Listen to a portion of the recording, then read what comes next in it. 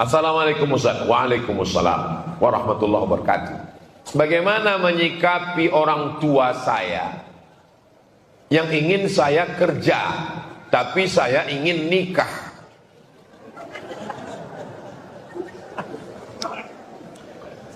Bapak, ibu yang tidak mengizinkan anakmu nikah, anakmu buat dosa, maka sado dosanya kalian yang menanggung. Basuo lambo jo ama-ama di Masjid Ar-Rahman. Ustaz Somad, ya, anak saya Pak Ustadz minta nikah, nikahkan ke Cembo. Tapi saya mau anak saya ini punya kepribadian dulu, rumah pribadi, mobil pribadi. Anak ibu pacaran, iya Pak Ustadz. Setiap malam Ahad, malam Minggunya jalan-jalan pakai motor Pekanbaru. Betul Pak Ustadz, dosanya ibu yang menanggung. Oh enggak Pak Ustadz, cuman makan mie ayam. Ambo anak ambo tanya, jangankan anak ambo, anak Ustadz Al-Nob Patang. Ambo tanya Ustadz Al-Nob Patang waktu kami naik oto bersama. Ambo tanya, Abduh, nio nikah Abduh, biar kami pinangkan. Abduh itu baru kelas 1 SD.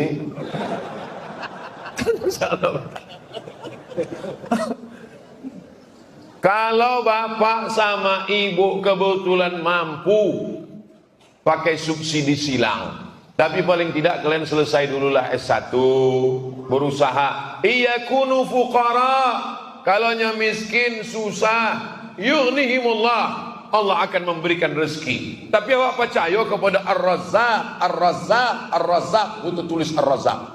Kalau ada jamaah ikut nak percaya rezeki ko dari Allah, abuang Asmaul Husna Ar-Razzaq tu. Wah, beko wali cat warna hitam tutui. Ditanya orang, "Mengai hitam ni kok?" Kami tak percaya Allah membagi rezeki. Orang nan paling yakin kepada Allah adalah orang Minangkabau. Sebab apa? Inyo tabang meninggalkan kampung halaman, tapi inyo sukses di negari orang. Ambo 8 jam dari Pekanbaru ke Jakarta, dari Jakarta ke Makassar, dari Makassar Tawang ke Sorong, sampai di Papua. Begitu mendarat pesawat Ambo buka pintu, Ustaz, Ambo orang Payakumbuh.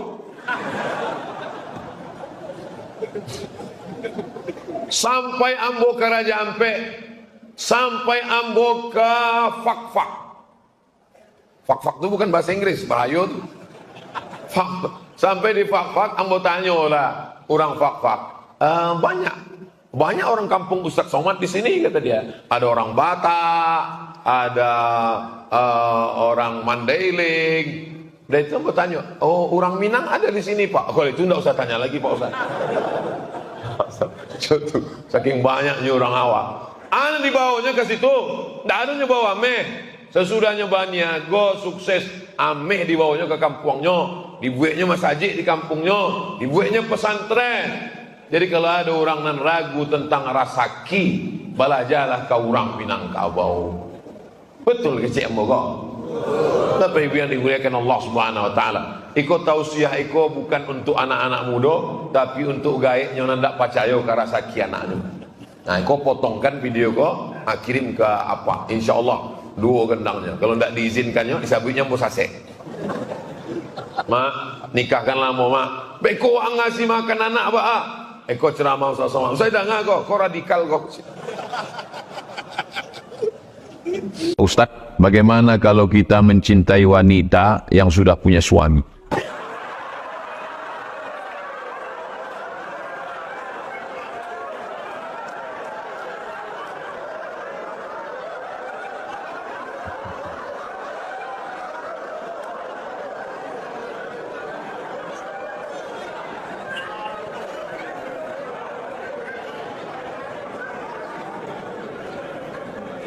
Hukum berlaku pada perbuatan yang sifatnya pilihan. Saya ulang sekali lagi. Hukum berlaku pada perbuatan yang sifatnya pilihan. Contoh, di depan saya ada 2. Air zam-zam dengan khamar. Saya punya pilihan.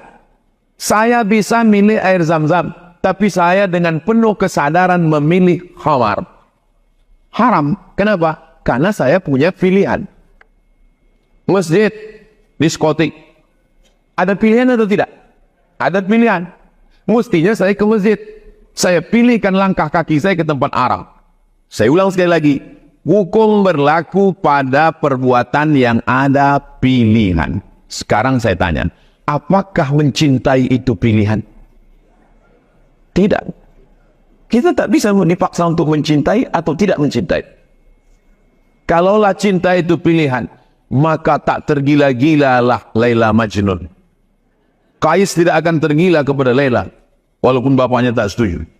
Maka tak bisa ibu mengatakan, memaksa ke anak ibu, kau jangan jatuh cinta sama dia. Karena cinta bukan pilihan. Jadi kalau ada orang jatuh cinta sama bini orang, dia berusaha untuk melawan. Dengan cara apa? Dengan berbagai macam cara. Pergilah ke Masjid Al-Falah, minta diruqyah. Supaya kalau ada jin-jin yang mengganggu dia.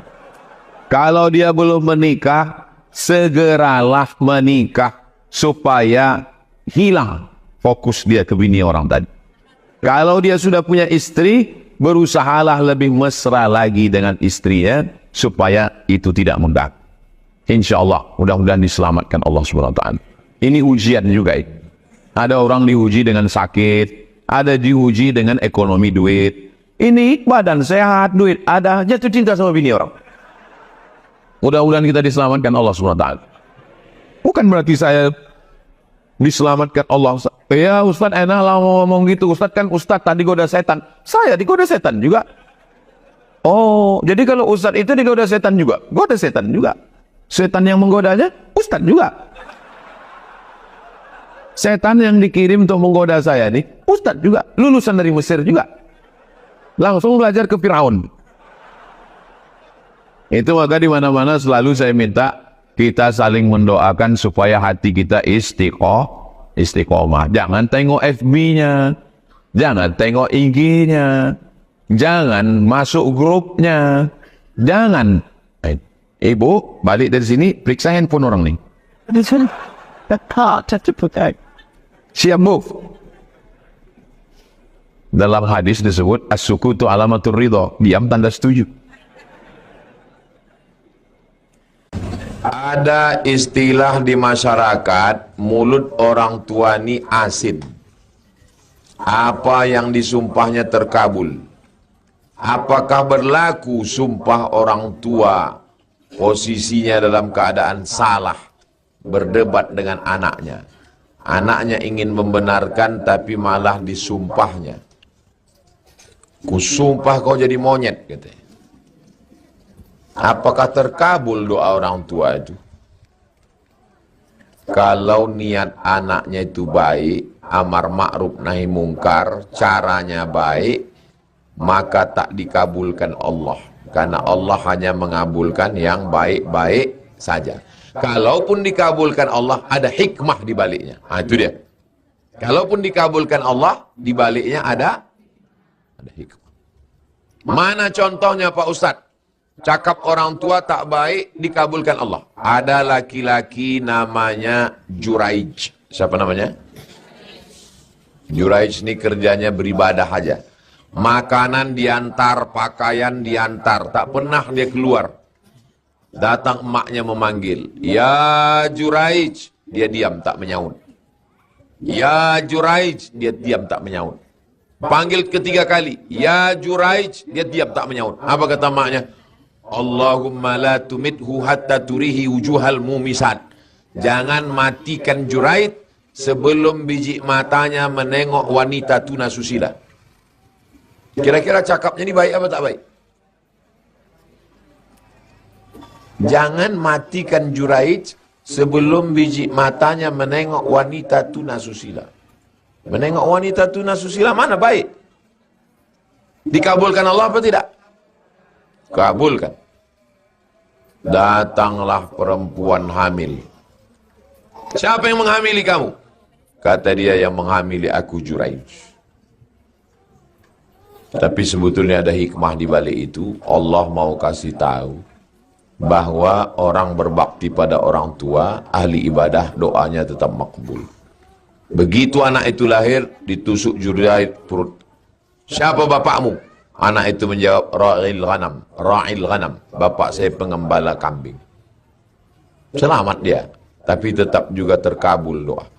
Nah, jadi tidak mungkin Allah mengabulkan yang buruk. Kalaupun terkabul, ada Ibu jangan cakapkan yang buruk-buruk ke anak.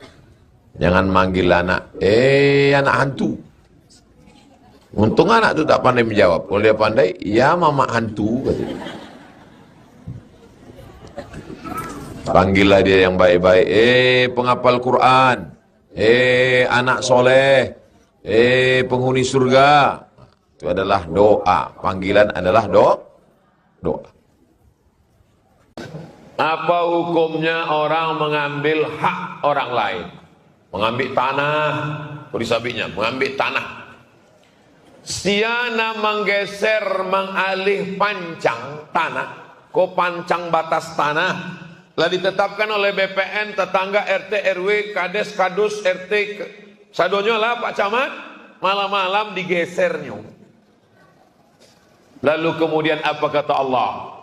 Qaidah shibrin, sejengkalnya geser, tuwiqa, maka inyo akan dililit beko di kubunya sab'i aradin, 7 lapih tanah. Di atasnya digesernya sejengkal, 7 lapih tanah ke bawah malilit leher. Ambo nak ada menggeser sejengkal ya. Jadi barak 2 meter. Nah, siap-siap lah. Makonyo mau ke kubu orang mati, indak pakai meteran. Ambo baru tahu, waktu terlalu capek bana datang ke pemakaman. Ada ketua masjid meninggal di jalan, anda boleh sabut namanya, menjaga kode etik jurnalistik. Pak, ini ketua masjid yang meninggal di sini kan? Iya. Mana kok orang udah pulang? Ustadz terlalu cepat datang. Ambo terlalu capek datang. Adolah bambu. Bambu panjang, kamu tanya, kok bambu kau untuk apa? Untuk mengukur. Rupanya mengukur panjang orang mati itu tidak pakai meteran, pakai bambu. Mengapa pakai bambu, Pak? Supaya beko kalau kubunya kau menyempit, tidak disalahkan tukang gali kubu. Sebab kalau pakai meteran, dikhawatirkan orang itu salah hukum. Tapi kalau iko, kenapa kuburnya sempit? Kok Pak, buluh kau nak mungkin memendek. Jadi Pak, rupanya selalu kejadian iko tanah kok lah digali sebelum jenazah itu datang, tidak sabarnya ingin memencet pajak kok. Masuk. Jangan sampai digali orang 180 sampai jenazah awak tinggal 80 selesai. Gara-gara apa? Menggeser sempadan tanah. Sedangkan orang tersebut telah meninggal dunia dan ahli warisnya tak ada penyelesaian. Kumpul bersama, selesaikan iko, sebab iko akan membarekkan inyo di hadapan Allah Subhanahu wa taala. Orang yang mati syahid, akacik amaknya, oh engkau mati syahid nak, akacik Nabi, alun tentu sebab mungkin ido anyo ado aniayo memakan harato orang. Maka orang mati syahid sekalipun, kalau zalim makan harta orang, mesti dipulangkan, dikembalikan. Faman ya'mal mithqala dzarratin syarran yara, sebesar biji sawi akan dipandang, ditunjukkan di muka mata awak di hadapan Allah Subhanahu wa taala.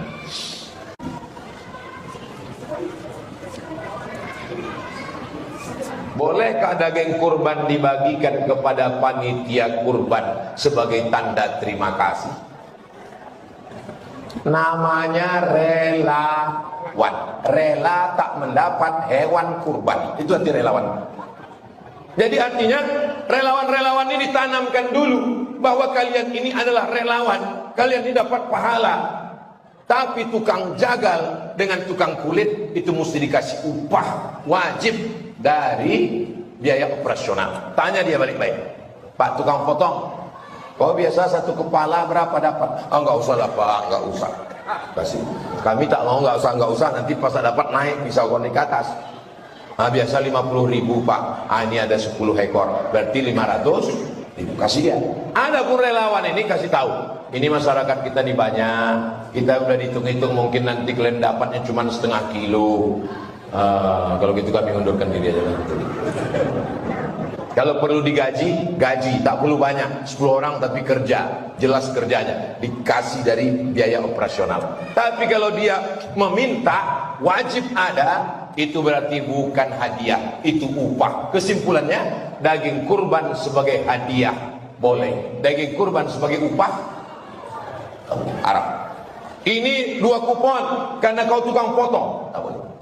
Ini kepalanya karena kau tukang potong, tak boleh. Maka dikasih dia dari uang, dari biaya operasional. Yang sudah-sudah, apa boleh buat? Taubat nasuha, diampunkan Allah. Jika istri berpuasa, sementara suami tak puasa, bolehkah dia menghidangkan minum suami? Kalau suaminya indak puasa, dek sakit, maka boleh dia menghidangkan minum suami. Karena faman kana minkum maridan aw ala safarin fa iddatum min ayyamin ukhar. Orang nan sakit dan musafir boleh tidak puasa diganti di hari yang lain. Kebetulan suaminya musafir, dia sama-sama perjalanan jauh, dihidangkannya minuman, boleh. Dalilnya aw ala safarin fa iddatum min ayyamin ukhar. Suami sakit, enggak sehat buya. Suami musafir, enggak. Terus kenapa dia tak puasa? Memang enggak puasa dari dulu. Man ra'a minkum mungkaran, siapa di antara kamu melihat kemungkaran, falyughayyirhu biyadi, robah dengan tangan. Fa illam yastati' fa bilisani, lapor ke wali. Istri yang suaminya tak puasa-puasa padahal tidak ada uzur, maka melapor ke wali. Wali perempuan ada 6. Ayah, datuk, abang, adik, abang ayah, adik ayah. Dari pihak laki-laki. Ditambah lagi orang awak, adukannya ke nenek mama. Labu adukan ke nenek mama. Ba'a kecil nenek mama. Nenek mama itu pun tak lu puasa juga. Minangkabau tidak mungkin tidak puasa, sebab Minangkabau adalah Islam. Minangkabau tanpa Islam hilang minangnya, tinggal kabaunya. Adat basandi syarak, syarak basandi kitabullah. Oleh sebab itu maka jangan mentang-mentang suami, tapi katanya wajib taat kepada suami. Ambilkan air putih saya mau minum. Taat kepada suami yang taat kepada Allah. Adapun suami hantu Fir'aun Dajjal kok, la ta'ata li makhluqin fi maksiatil khaliq. Tidak ada ketaatan kepada makhluk kalau menyebabkan maksiat kepada Khaliq, kepada Allah Subhanahu wa taala. Ibu-ibu jalan. Bunyi tak jalan. Banyak laki-laki sekarang mengeksploitasi perempuan. Banyak pula perempuan mau dibodoh-bodohi laki-laki. Perempuan mesti tahu mana batasan-batasan. Alhamdulillah, awak masih ada pengajian di masjid dan ada tanya jawab. Nan tak tahu dia lagi tahu. Nan susah kok ndak mau tahu. Nah itu nan bahaya. Saya punya adik wanita mengalami pelecehan dilakukan oleh abang ipar. Dalam situasi seperti ini, kami memutus silaturahim dengan ipar itu, dan saudara kandung saya tahu haram hukumnya memutus silaturahim, tapi tak bisa memaafkan dia. Saya langsung depresi dan trauma. Boleh saya minta solusinya Pak Ustadz? Orang yang melakukan pelecehan seksual ini kan ipar. Kau putus silaturahim dengan dia, adikmu ikut sekali, berarti kau rugi 2 kali. Udah adik kau dilecehkannya, sekarang kakak ipar kau pula silaturahim. Jadi cocoknya macam mana? Laporkan dia ini ke polisi, kasus pelecehan seksual. Yang paling berat di penjara itu bukan pecandu narkoba, bukan pembunuh. Kalau masuk penjara karena membunuh segan orang. Tapi kalau karena pelecehan seksual, Habis barang tuh jadi asbak. Rokok di sini cucuk kan. Oh, ini. Jadi jangan kau putus silaturahim. Kau kuatkan mental kakakmu. Kak, laki kau ini setan, Kak. Jadi kita serahkan dia ke polisi. Adikmu kau jaga, bangkitkan semangatnya. Kakakmu kau jaga. Si kriminal ini masukkan dia ke penjara. Sekolahkan dia dulu. Nanti setelah keluar kalau dia tobat, mau kakak kau menerima, lanjut. Kalau kakak kau tak mau, aku tak mau dengan penjahat. Sedang adikku kandung pula diginikannya. Aku tak mau. Berarti jaga anak-anaknya. Nah ini jangan diputus silaturahim. Rugi 2 kali. Bagaimana cara menghadapi suami yang sibuk main handphone? Kayaknya lebih mentingin HP daripada anak istrinya.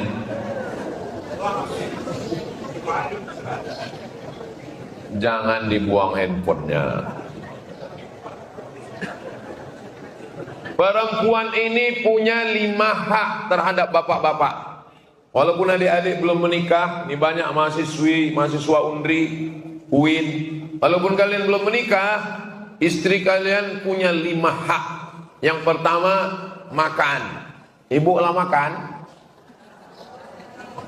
Sahur tadi. Yang kedua, pakaian. Wajib kalian kasih pakaian. Yang ketiga, tempat tinggal. Wajib suami ngasih tempat tinggal. Yang keempat, pendidikan. Suami wajib mendidik istri, mengajarnya sholat, puasa, mengaji. Maka bawanya ke pengajian. Bulan puasa ada kultum ba'da isya ke tarawih, bawanya ke masjid. Yang kelima, perhatian. Agihnya perhatian. Jadi handphone ini mesti ada jamnya. Kalau tidak pakai jam, maka habislah waktu kita dihabiskan oleh handphone. Ada waktunya. Jangan sampai habis, anak tak dapat perhatian, istri tak dapat perhatian. Istri kalau tidak diperhatikan suami, dia akan mencari perhatian suami orang lain. Akhirnya istri bersoleh untuk laki orang, bukan untuk lakinya. Gara-garanya tidak diperhatikan. Jadi saya pesankan kepada seluruh suami-suami, maka perhatikanlah istri. Dan diperhatikan itu istri awak, bukan bini orang. Kalau tidak, berarti kita sudah menyia-nyiakan amanah, tidak memberikan hak. Orang yang tidak memberikan hak, berarti zalim, aniaya. Kata Allah, ittaquz zulma, jangan kamu zalim. Fa inna zulma zulumatun yaumal qiyamah. Karena kezaliman akan menjadi kegelapan pada hari kiamat. Ambo masih pakai handphone. Tapi kalau ambo di rumah, ambo tetap gendong anak ambo bawa jalan-jalan. Ba usah somat jalan-jalan. Ambo pakai masker, pakai kacamata, pakai topi, orang tak kenal. Pai ke mall, pai kolam renang, tapi ambo tak mandi, mencalik-calik so. Pai jalan-jalan. Ke pasar kau pun ambo cok belanja ke pasar, ambo gendong anakmu, tapi orang tak tahu. Jadi kalau ada bapak ibu di antara jamaah kau, rasul bantu Ustaz Somad patang ambo lah tu. Jadi Ustaz tu bukan cuma ceramah di masjid, enggak. Istri tetap bagi perhatian, bawanya belanja ke pasar, menggendong anak, itu. Tapi jangan acok-acok mana. Jangan lu awak lupa lama menggendong. Itu. Ini berbagi. Jangan sampai dia tidak dapat perhatian, sebab kita bisa menjadi orang yang zalim kepada keluarga. Kenapa Allah memberi kita rezeki, Pak Ustaz? Iyo ju, jarang orang bertanya bentuk itu. Di antara Asmaul Husna kok, Ar-Rahman, Ar-Rahim, Al-Malik, Al-Quddus, As-Salamul Muminul Muhaiminul Azizul Jabbarul Mutakabbirul Khaliqul Bari'ul Musawwirul Ghaffarul Wahhabur Razzaq. Atuh, dekat pintu nang kedua. Ar-Razzaq, pemberi rezeki dekat tiang. Allah memberi rezeki. Makanya memberi rezeki, Allah memberi rezeki sebab Rahman, sebabnya sayang. Kalau ndak ada sayangnya, ndak ada dapat rezeki.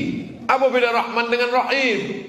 Rahman sadonya dapat, nan sakau dapat, nan pezina dapat, nan pemabuk dapat, nan koruptor dapat, sadonya dapat. Tapi kalau rahim nandape hanya orang yang beriman saja. Jadi jangan awak heran, Ustaz, tetangga ambo ndak sembahyang, ndak puasa, rumahnya gadang, otonya gadang, bininya gadang. Sebab Allah itu Rahman, makanya lebih dulu Rahman dari Rahim. Bismillahirrahman. Itu sebab Allah sayang ke awak. Makanya wagia, mungkin besoknya bertobat, mungkin esoknya kembali ke jalan Allah. Itu bentuk sayang Allah. Kalau awak sabi, ya Rabb. Rabb itu maknanya 3. Engkau mencipta ambo, engkau membayi ambo rasaki, ambo nan engkau nan mengatui duit ambo. Jadi ketika awak sabu ya Rabb, makanya doa awak kepada Allah selalu Rabbana ighfir lana dzunubana, Rabbana la tuzigh qulubana, Rabbana atina fid dunya. Ya Rabb, engkau mencipta ambo, engkau membayi ambo rasaki, engkau nan matui duit ambo. Jadi Allah itu tidak sama bantu pabrik celengan. Pabrik celengan setelah diciptanya celengan, inyo tidak mau tahu lagi. Coba tanya celengan kok di mana pabriknya, dan pabriknya pun tidak lo tahu di mana. Bantu itu juga mikrofon kok. Pabrik mikrofon setelahnya mencipta mikrofon, inyo tidak tahu mikrofon itu di mana. Bukan urusan ambo. Allah tidak bantu itu. Allah setelahnya mencipta, inyo bayi rasaki dan inyo perhatikan. Itulah beda Allah dengan yang lain. Mukhalafatuhu lil hawadis. Wujud, qidam, baqa, mukhalafatu lil hawadis. Apakah ayah tiri wajib menafkahi anak tiri? Ada yang bilang wajib. Misalnya kalian anak lajang menikah dengan janda. Perempuan ini punya anak dari pernikahannya yang dulu. Siapa yang mengasih nafkah anak ini? Ayahnya. Ayahnya yang ngasih nafkah. Hak asuhnya siapa? Hak asuhnya kalau anak ini belum akil balik, biasanya ke ibunya. Tapi nafkahnya tetap dikasih oleh ayah. Jadi ayah dia yang ngasih nafkah. Tapi walaupun begitu, kalau kau tengok anak tirimu itu tak makan, kau kasihlah makan. Tak makan. Ya aku tak makan. Cari ayah kau. Sedangkan anjing haus aja kita kasih minum, apalagi lah pula udah lamanya kau nikahi anaknya, apalagi ini kau kan dapat bonus nih 3 in 1, nikah 1 dapat 3. Itu. Tapi aslinya nafkahnya wajib adalah dari ayahnya. Tapi kalau kalian mau mengasih, bagus, bernilai sedekah. Baik. Ada orang dia memang ayah tiri saya Pak Ustaz, tapi macam ayah kandung. Bagus, baik, mengalir amal jariah. Bagaimana cara menasehati orang tua yang sedang konflik rumah tangga? Ibu istri saya keluar dari rumah, sedangkan ayah saya tak memperdulikannya. Ibu istri itu maksudnya mak mertua sama ayah mertua, dudukkan mereka, baru tanya mereka, mau dibawa kemana hubungan ini guys?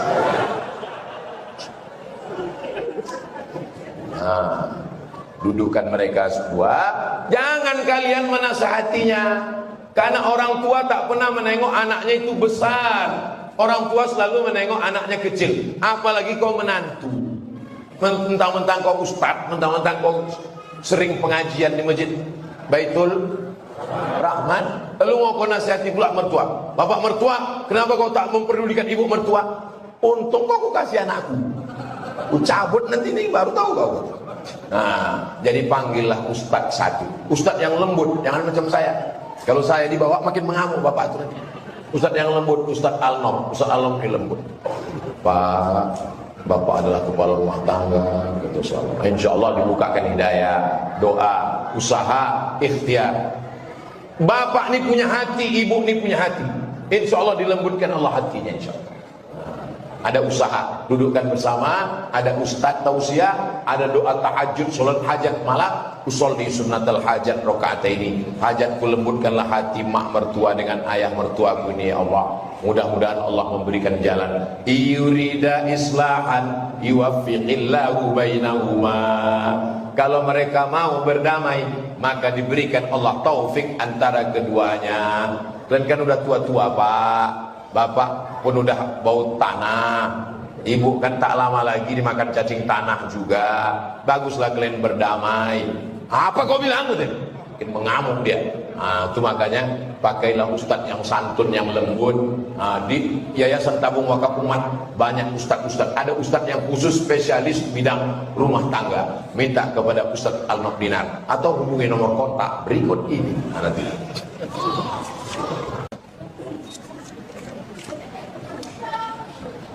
Mana yang harus didulukan? Berkurban, mengakikahkan anak, mengakikahkan diri sendiri. Inilah masalahnya kalau beban banyak, duit tak ada. Kalau duit ada selesai ini. Ini 2.600.000 untuk kurban, ini 2.600.000 untuk akikah anak aku, ini 2.600.000 untuk akikah aku, kan selesai. Tak perlu ditanya. Ini mana yang lebih dulu? Dulukan kurban. Karena kurban itu tanggung jawab kita untuk diri kita sendiri. Ini 2.600.000 itu aku kurban. Habis kurban ini ternyata ada duit dikasih Allah, maka akikahkan anak. Karena anak itu tanggung jawab kita terhadap anak kita. Setelah itu ada lagi duit, baru akikah untuk diri kita sendiri. Karena sebetulnya akikah kita itu tanggung jawab ayah kita. Tapi karena ayah kita dulu tak berduit, dia pula udah meninggal, akikah boleh mengakikahkan diri kita sendiri. Jelas? Insya Allah ceramah saya selama ini jelas.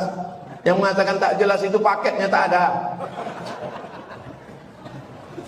Anak saya laki-laki belum akikah. Kalau saya pengen kurban, bagaimana hukumnya Pak Ustadz?